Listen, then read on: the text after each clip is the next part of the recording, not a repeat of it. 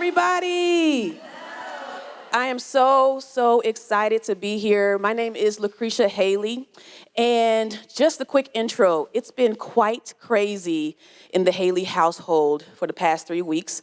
I had my son 3 months ago, and in the midst of the last couple of weeks, I started back work full time, and we just moved into our first home.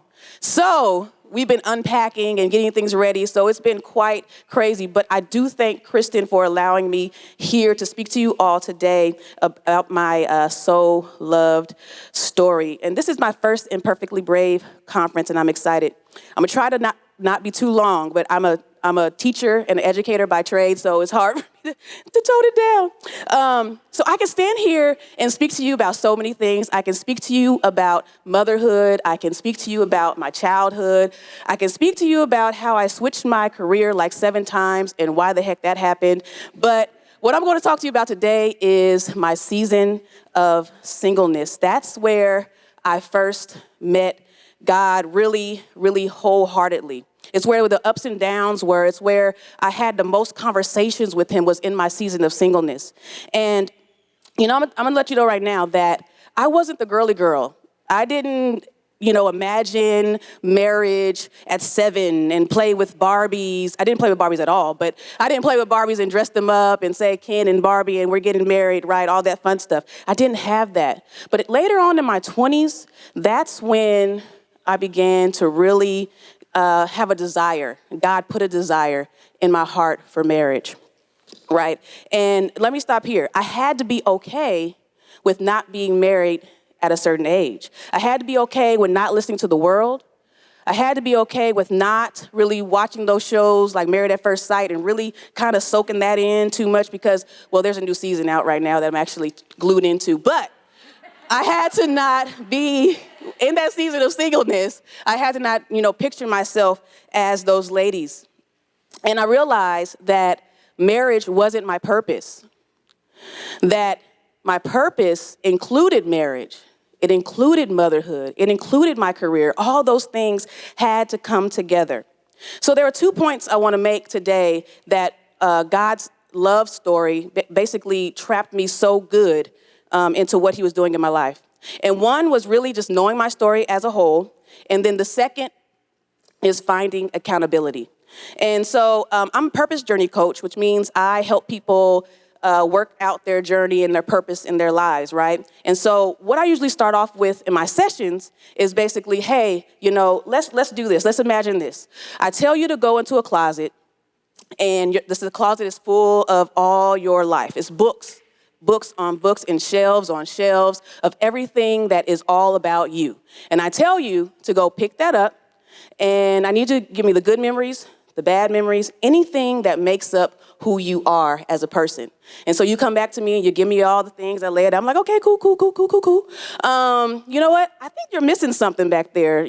Underneath the dark areas, there's a spot right there that you missed, cobwebs, and it's dark over there. Why didn't you choose those? And so for me, I had to uncover and read some of those books in my life before I got married. And those books really uncovered things like why my relationships didn't work in the past. And uncovered things on why I had low self-esteem, because I struggled with perfectionism. It uncovered a relationship with my mom that was kind of tainted, and I had to get over that, right? All those things had to work through me. And it was building blocks on my marriage. It helped me for my marriage. And I had to stop and think that this was what I needed to do in myself before embarking on the next step in my life. And so with those stories, I had to bring to the sisterhood, my accountability partners. And that's where I truly found what I needed to be doing. And so just like earlier today, we've all been talking about your circle, your community. It's been said plenty of times, but I just know that once I told my story, that pain was lifted. It was like a domino effect too, because not only my pain, but my sister's pain, and we all came together. And we talked about those inner things. So it's funny how we're able to talk about those surface things with anybody. Oh yeah, I had a great day, or I'm not feeling so well, or whatever that may be. But when it came to those inner moments of really you being in desperation and really trying to seek out what it is in this life as a single, I just hid from. I didn't talk about it because nobody ever took me there. But those sisters, they did that. And so that's why I love this conference, because it's doing that right now. It's letting you hone in on you and what you should be doing in your love for Christ and as Christ loves on you. So he rescued me from me in my season of singleness. And he uncovered so much for me to know. And so that's why I'm so passionate about it, that I'm launching a book. It's an ebook for singles, for single women. It's a 7-day devotional guide. Kristen and I will work together and figure out how I can let you all know more about that. Things have happened in my life so much that wasn't launched earlier, but it's coming out soon. But it's going to help you renovate what's in your heart. You know how renovations happen in houses, and how stuff is just jacked up, and you need to basically move rooms and break down plaster, all that fun stuff that I don't know the words to renovate houses. But God does the renovation. God does a renovation on our heart. And that's what I hope that does for you with my book. And so there's a phrase that I repeat over and over again, and I repeated it in my singleness, and it was, God, just love me through this. Just love me through this. And so for you, I don't know if that's you, if you feel like you need something to help you get through, love me through blank, through perfectionism, through motherhood, through marriage, through divorce, through loss. And when I did that, I began to feel so healed.